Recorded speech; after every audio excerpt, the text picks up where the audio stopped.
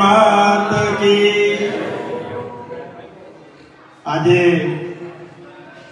ગઈકાલે નવું વર્ષ આપણું બેઠું અને આજે બીજના દિવસે વિરોલ ગામે અને સતી માતાના મંદિરની અંદર આપણા સૌની વચ્ચે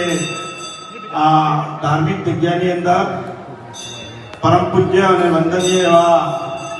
સખ્તા બુવાજીના કરું છું। એવા જ મારી સાથે વધારેલા અને આજે અહીંયા જમણવારના દાતા અને એના સેવક એવા અમારી સમાજના આગેવાન શ્રી પૂર્વ પ્રધાન શ્રી દરગારામજી, એવા જ મારી સાથે વધારેલા સરપંચ શ્રી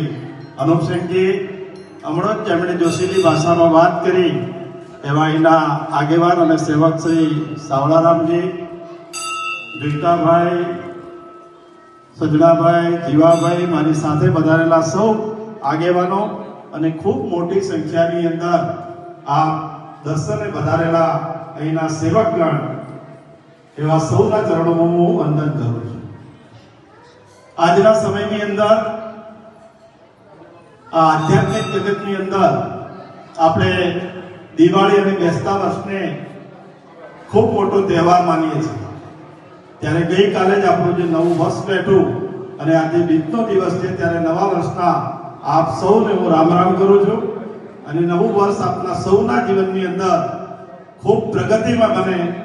આવી જ રીતે આધ્યાત્મિક કાર્યક્રમો થાય, સુખ શાંતિ અને સમૃદ્ધિ વધે, એ પ્રકારની માં સદીને હું વિનંતી કરું છું। આજના સમયની અંદર આપણે સૌએ ભાઈચારાની ભાવના સાથે જેમ વાત કરી સાવળારામજીએ કે 36 કોમ, એક પ્રકારે સર્વ સમાજને સાથે લઈ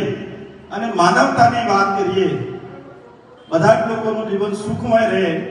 એકબીજાને મદદ કરતા રહીએ, જૂના રાગ દ્વેષો હોય અને નાબૂદ કરીએ, એ પ્રકારનું આપણું જીવન કરીએ તો દિવસમાં ઉત્તરોત્તર પ્રગતિ થાય છે। અને એટલા જ માટે આપણા જીવનની અંદર શિક્ષણનું મહત્વ ખૂબ ઊંચું મહત્વ છે અને એટલા માટે મેં મારા જીવનની અંદર જ્યારથી શરૂઆત કરી રાજકારણની અંદર, જાહેર જીવનની અંદર, ત્યારે જાહેર જીવનની અંદર રાજકારણ પણ કરવું અને સાથે સાથે સર્વ સમાજ, આપણો સમાજ તો ખરો પણ સાથે સાથે સર્વ સમાજના લોકો શિક્ષિત બને, સંસ્કારિત બને, સમૃદ્ધવાન બને, એ પ્રકારે ભારતીય પરંપરા અનુસાર આગળ વધે, એ પ્રકારનું કામ કરવા માટે બીડું ઝડપ્યું અને એની અંદર સર્વ સમાજ અને સમાજે ખૂબ સાથ આપ્યો। ત્યારે આજે ધાનેરાની અંદર પણ એક શિક્ષણ સંકુલ ઊભું કરવા જઈ રહ્યા છે। એક પ્રકારે બનાસકાંઠાનું 2500 છોકરા રહી શકે એ પ્રકારનું ડીસાની અંદર પણ આ 5 વર્ષની અંદર ખૂબ મોટું શિક્ષણની સંસ્થા આપણે બનાવી શક્યા। અને આપણા સમાજની વાત કરું તો આખા ગુજરાતની અંદર રેક્ટ કરીને જે આપણી સંસ્થા છે, રેક્ટ સંસ્થાનું 150 કરોડના ખર્ચે આપણે વિષ્ણુદેવી અમદાવાદની અંદર આખા ગુજરાત અને રાજસ્થાનનો અમારી સમાજ રહી શકે, દીકરા દીકરી ભણી શકે, સ્પર્ધાત્મક પરીક્ષાઓ આપી શકે, એ પ્રકારનું એક શિક્ષણનું સંકુલ આપણા સૌના સાથ સહકારથી ઊભું કરી શક્યા। શિક્ષણ એટલા માટે જરૂરી છે કે કોઈ પણ સમાજની પ્રગતિ કરવી હોય, કોઈ પણ સમાજને આગળ વધવું હોય, કોઈ પણ સમાજને વધારે આર્થિક રીતે સમૃદ્ધિ તરફ જવું હોય તો એના માટેનું પાયાનું એક શિક્ષણ છે। અને શિક્ષણ એ એક ચમત્કાર છે, જેના ઘરમાં આવ્યો, જેના પરિવારની અંદર શિક્ષણ આવ્યું, જે સમાજમાં આવ્યું, કે જે વિસ્તારની અંદર શિક્ષણ આવ્યું, તે ખૂબ બધી પ્રગતિ આર્થિક રીતે, સંસ્કારોની રીતે અને તમામ પ્રકારની પ્રગતિ થઈ હોય તો એ શિક્ષણના લીધે છે। અને એના લીધે કરીને વ્યસનોમાંથી પણ આપણે નાબૂદી થયા છે, સામાજિક રીતે ખોટા ખર્ચા થતા હોય તો એની અંદરથી પણ નાબૂદી થઈ છે। આ પ્રકારનું કામ જ્યારે શિક્ષણ થકી થયું હોય તો હું આપ સૌને પણ વિનંતી કરું છું કે આપ જે જગ્યાએ હો,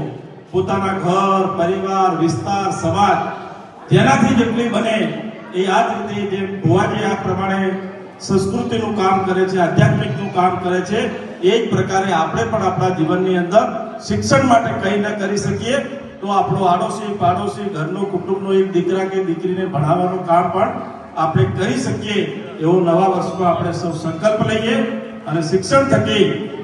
આપણા ઘર, પરિવાર કે સમાજની ઉન્નતિ થાય એવી આજના નવા દિવસોની અંદર આપ સૌને હું પ્રાર્થના પણ કરું છું। આજે ઘણા દિવસથી અમારે અહીં દર્શન કરવા માટે આવવું હતું અને આપ સૌ લોકોએ જ્યારે પણ મારી ચૂંટણી હતી એ સમય પણ દરમિયાન પણ ખૂબ બધી મદદ કરી અને આખા ગુજરાતની અંદર અપક્ષના ઉમેદવારને ઇતિહાસ રચાય એટલા 38,000ની લીડથી જીતાડ્યો હતો. એ બદલ આપ સૌએ મદદ કરી તો આપ સૌનો આભાર પણ માનું છું. આજે પણ અમારું સન્માન કર્યું, દર્શન કરવાનો મોકો આપ્યો અને આપ સૌના દર્શન થયા એ બદલ આયોજક ભુવાશ્રી અને પ્રધાનજીનો પણ હું હૃદયપૂર્વક આભાર માનું છું. અસ્તુ ભારત માતા કી જય.